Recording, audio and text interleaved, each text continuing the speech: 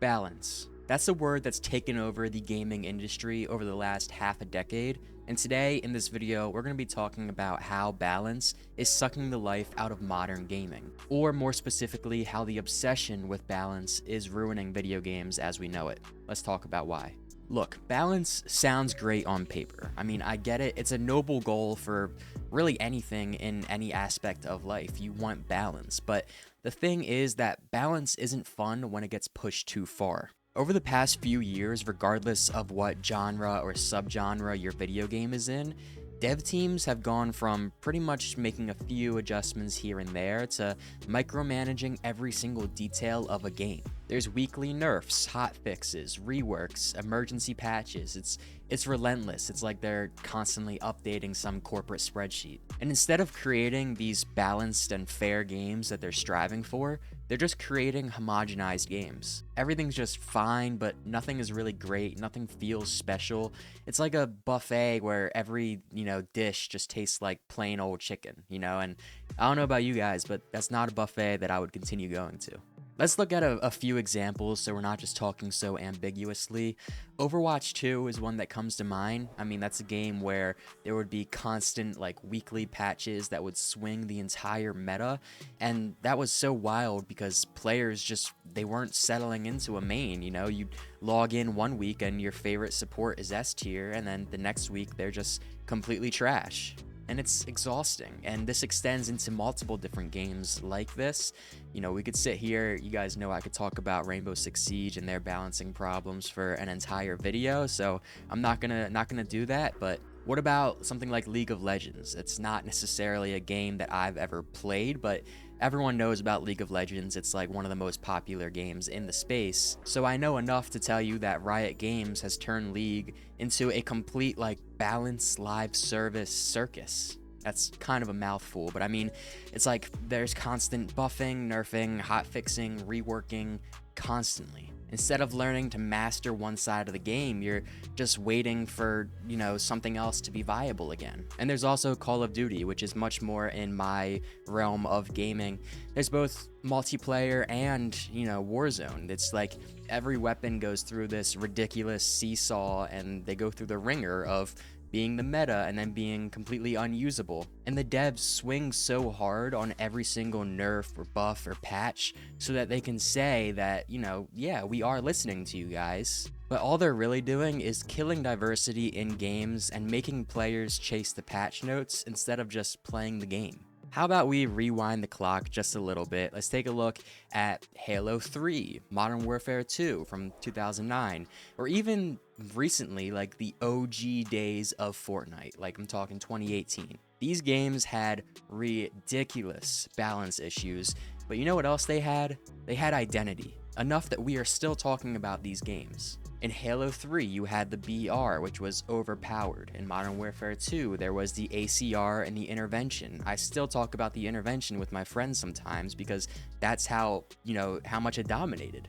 In OG Fortnite, if you got a legendary scar or you had a good double pump going, you were practically given the advantage in any gunfight regardless of skill. There was no perfect balance, and that's exactly what made it fun. You learn the strengths, you learn the weaknesses, and you play around that. You don't need a spreadsheet to know what worked. You figure it out, you play a lot, you adapt, you build your own counters, whatever it may be, and yeah, some things were OP, some things were bad, but they were also memorable. You didn't need weekly patches just because people got better. Balance isn't a construct that emerged from patch notes 1.10 or something.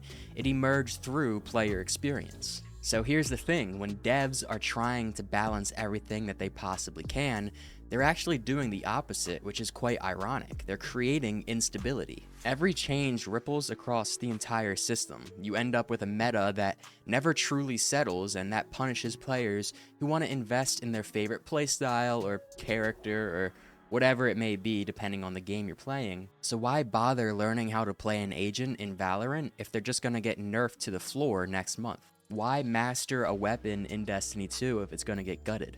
This kind of balancing favors pro players and streamers because they're the ones who adapt the fastest and they're the ones that run the gaming industry in 2025, which is very different from how things were in 2009. In the late 2000s, early 2010s, casual players were the market. They were the industry, but now people watch streamers and pro players play games instead of actually playing the games, and so the changes that come in most games would benefit them, not the casual players. Casual players, like a 42-year-old dad who just got off work, he doesn't want to go and read patch notes every single time he logs on to the game. They just want to play the game that they enjoy, but balance changes can invalidate how you play a game overnight. Suddenly your favorite combo is unviable, your character is out of the meta or whatever. You're not playing wrong, you're just playing yesterday's version of the game. This constant pursuit of balance just reduces variety. When every weapon has to be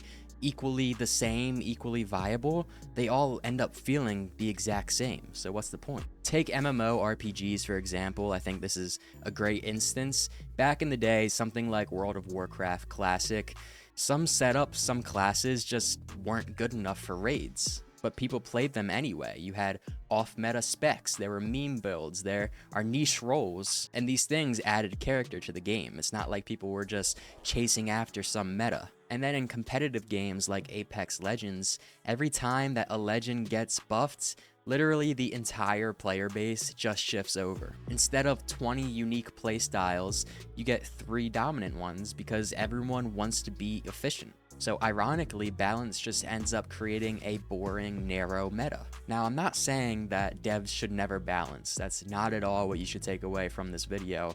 To be fair, devs only balance because there's people out there complaining about certain elements, so it's self-inflicted. But there is a difference between refinement and obsession. So yeah, if a gun is one-shotting players from halfway across the map, they should fix that. Or if some kind of a bug is letting characters teleport through walls, they need to patch that. But balance should be intentional, not necessarily reactional, if that makes sense. So stop nerfing things because they're popular, start asking why they're popular and whether it's a problem or just part of the game. If 60% of players are using a certain gun, for instance, maybe it's not overpowered, maybe it's just fun. Or maybe it is overpowered and that's a different discussion, but you guys get what I mean. I think video games should let some things be broken. Let some things be bad, let there be flavor, not everything has to be perfectly equal all the time, and in fact, imbalance creates stories. That's what we remember when we play video games. Think about the noob tube in Modern Warfare 2, or the rocket jumping soldiers in Titanfall 2, the Zerg rush in StarCraft if you guys are familiar.